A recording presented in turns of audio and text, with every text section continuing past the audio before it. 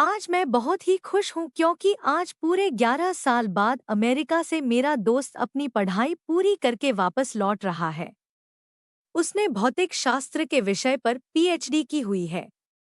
उसका मानना यह है कि दुनिया में जो भी कुछ हो रहा है उसमें कहीं ना कहीं फिजिक्स छुपा हुआ होता है। खैर जो भी हो, पर इस कहानी में ऐसा तो क्या हुआ कि उसकी फिजिक्स भी काम नहीं आई। चलिए आज हम पूरी कहानी बताते हैं। जब वो अमेरिका से वापस आया तो सीधा मुझसे मिलने के लिए मेरे घर पे आ गया और आकर ही मुझसे गले मिल गया। मैं भी उसे देखकर बहुत खुश हो गया। मैंने बोला, अरे शिवम, अमेरिका से कब लौटा? मुझे बताया भी नहीं। आज ही लौटा हूँ। तुम्हें सरप्राइज देना चाहता था इसीलिए मैंने तुम्हें नहीं बताया। और बता, क्या हाल चाल है? घर में सब कैसे हैं? मैंने कहा सब बढ़िया है और घर में भी सब अच्छे हैं। तू बता, तू कैसा है? तुम्हारी पढ़ाई पूरी गई क्या? हाँ, मेरी पढ़ाई तो कंप्लीट हो गई और अब मैं हमेशा के लिए इंडिया वापस आ गया हूँ। अब हम दोनों मिलके खूब मस्ती करेंगे। मैंने कहा, ठीक है, पर आज तुम्हें मेरे घर पे खाना खाने के लिए आना पड़ेगा। वो बोला, जरूर आऊंगा। और है उसके बाद हम कहीं घूमने के लिए जाएंगे, कुछ तूफानी करेंगे, ठीक है ना? मैंने बोला, ठीक है।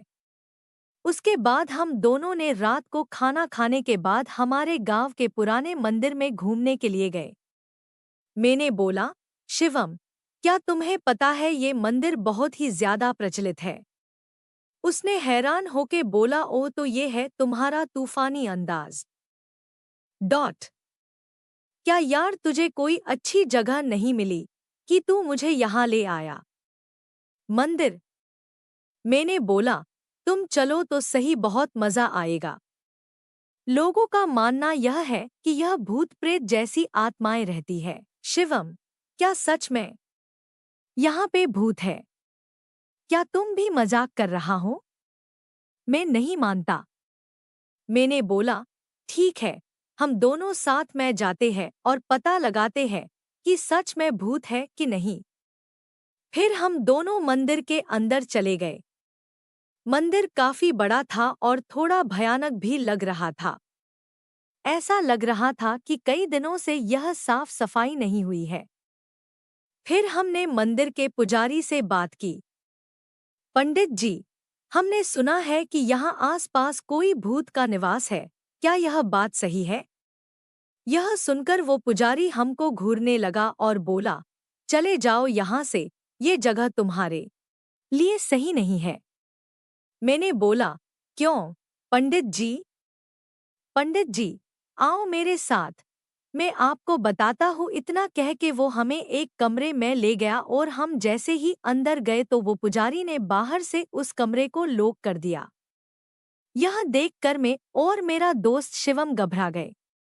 वहां पे अंदर जाके देखा तो हमारे तो होश ही उड़ गए। वहां उस रूम के अंदर कई सारे कंकड़ और हाड़पिंजर पड़े थे और बहुत ज्यादा गंदी बास आ रही थी। उतने में ही पीछे से दो बड़े और भयानक दिखने वाले आदमी आए। उन्हें देखकर ऐसा लग रहा था कि वो कोई साधारण इंसान नहीं बल्कि मांस और खून पीने वाले नरभक्षी है। यह सब देखकर हम बहुत डर गए। हमने तो मान ही लिया था कि अब हम जिंदा नहीं बचेंगे। फिर उन दोनों ने हमें कस के पकड़ा और हमें एक कोने में गए। फिर हम दोनों बहुत चिल्लाए, बचाओ बचाओ, लेकिन कोई बचाने के लिए नहीं आया। इतने में ही हो पंडित जी एक बड़ी चमत्कारिक तलवार लेकर हमारे रूम में आए। फिर उन तीनों ने रूम में आग लगा के मंत्रोच्चार करना शुरू कर दिया। हमने यह सब देखकर डर के मारे और ज्यादा जोर जोर से चिल्लाने लगे। ठीक उसी समय किसी ने बाहर से हमारे रूम का दरवाजा खटखटाया। दरवाजे की खड़खड़ाहट सुनकर उन तीनों ने रूम की आग बुझा दी और दूसरे कमरे में चले गए। हमने तुरंत ही उठकर उस रूम का दरवाजा खोल दिया। दरवाजे के सामने उस मंदिर के ट्रस्टी और आसपास के रहने वाले लोग खड़े थे।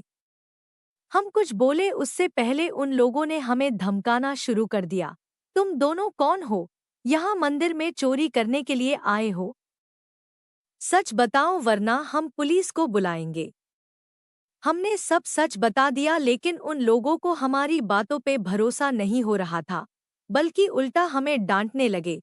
तुम दोनों क्या बोल रहे हो? नशा करके आए हो क्या? ये मंदिर कई सालों पहले खंडेर हो चुका है। यहाँ कोई पुजारी नहीं है। अब चलो यहाँ से वरना हम पुलिस को बुलाएंगे। यह सुनकर हमारे तो होश ही उड़ गए, क्योंकि हमने अभी तक जो देखा वो कई इंसान नहीं बल्कि उनकी प्रेत आत्माएं ही। हम तुरंत ही मंदिर से बाहर निकल गए। बाहर निकलते समय मैंने मंदिर की खिड़की से अंदर देखा तो वो तीनों वहीं पे मौजूद थे और मुझे देखकर हंस रहे थे। मैं और मेरा दोस्त तुरंत बाइक लेके घर पहुंच गए।